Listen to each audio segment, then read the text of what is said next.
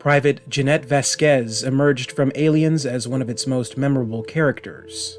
A tough-as-nails, badass Marine that put up a legendary fight against the Xenomorphs on LV-426.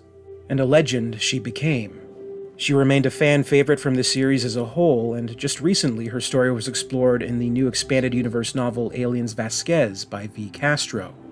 It is in the first section of this book specifically that explores Vasquez's past, upbringing, and eventual decision to join the Marine Corps. Vasquez's journey takes her from her family life to her own personal tragedies there that lead her to a life with a gang. This way of life is cut short when Vasquez finds herself in trouble with the law and sent to prison, and through that system is able to strike a deal and join the USCM. Before leaving to train in deep space, however, Vasquez strikes up a brief but passionate relationship with a man who leaves her pregnant with twins.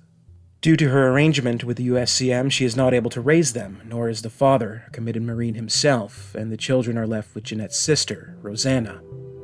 There's also a brief portion of this section that reveals Vasquez's final thoughts during her last moments on the Hadley's Hope colony in 2179.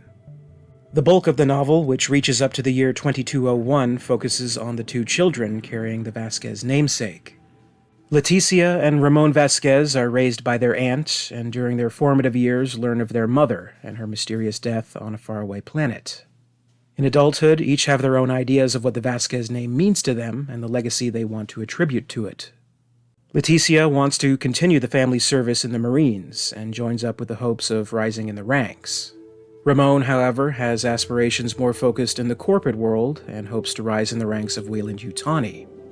Their lives move in separate directions, but things come to a very direct conflict when they each find themselves struggling to survive a dire situation within a top-secret company installation on the planet tentatively designated E2.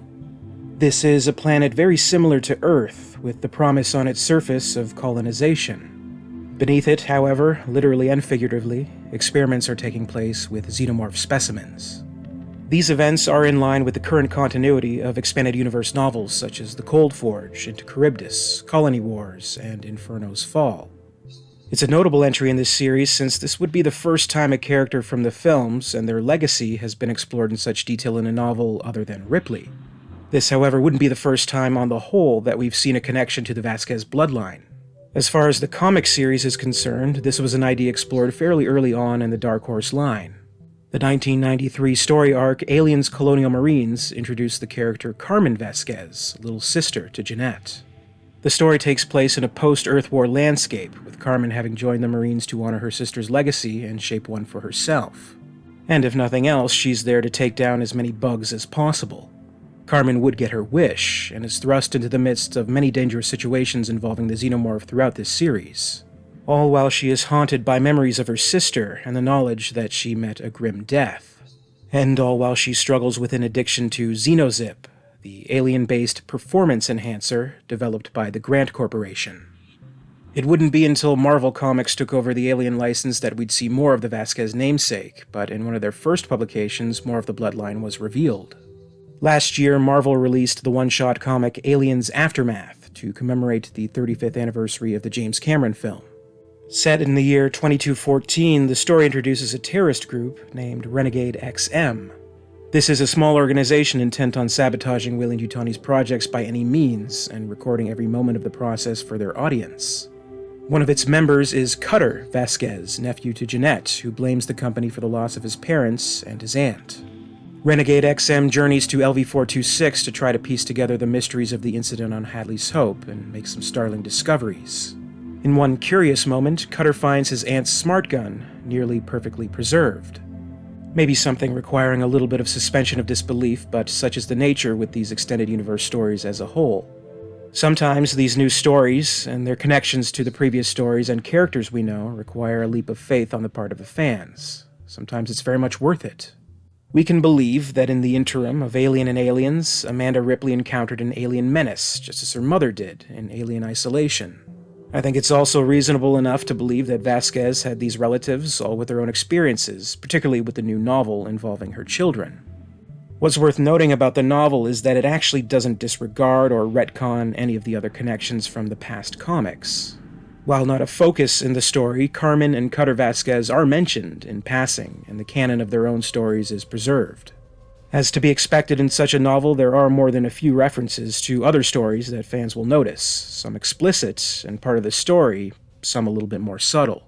In Aliens Vasquez, the legacies of other well-known series names are acknowledged, such as Weyland, Vickers, Yutani, and even Grant.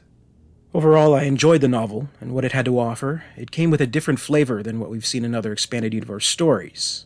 And it still delivers on the xenomorph carnage one may expect with something carrying the Aliens brand.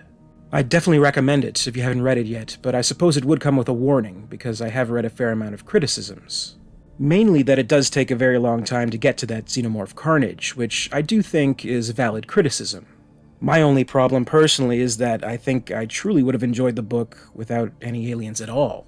So it's this kind of litmus test of how much do we care about these characters and want to know more about them, and how much is the franchise appeal in the alien creature.